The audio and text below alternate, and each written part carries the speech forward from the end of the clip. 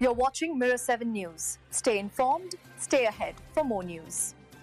Just a few weeks ago, families across the United States were getting ready to embrace a cleaner, more affordable way to power their homes. Federal programs like the $7 billion Solar for All initiative promised to cover the installation costs of rooftop solar panels for low and middle-income households, offering relief from rapidly rising electricity bills. Communities were hopeful, projects were underway, and families were imagining a future where their energy costs would finally stabilize.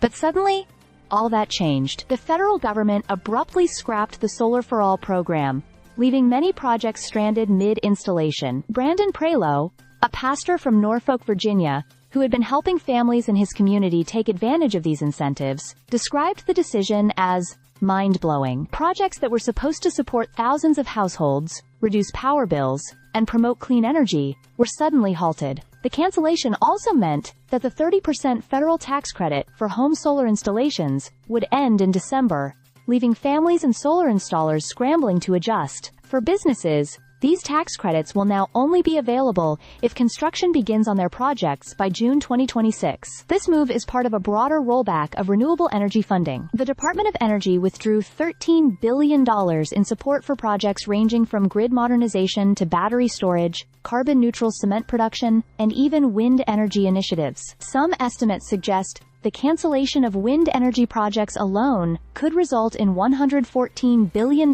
in losses due to delays or cancellations. The Trump administration justified these cuts as returning funds to taxpayers and prioritizing affordable, reliable, and secure American energy, while critics argue it undermines the country's climate goals and increases energy burdens on ordinary Americans. In states like Florida, where power costs have risen by up to 60% since 2019, families had already started the application process for federal solar subsidies.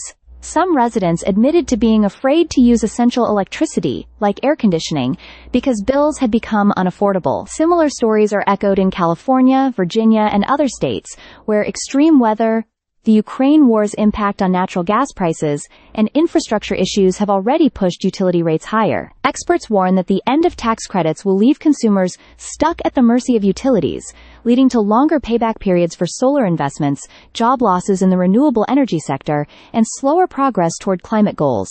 Legal challenges have quickly followed. New Jersey and 22 other states, along with Washington, D.C., have filed lawsuits against the Environmental Protection Agency, arguing that the cancellation of Solar for All funding was illegal and contradicted existing grant agreements.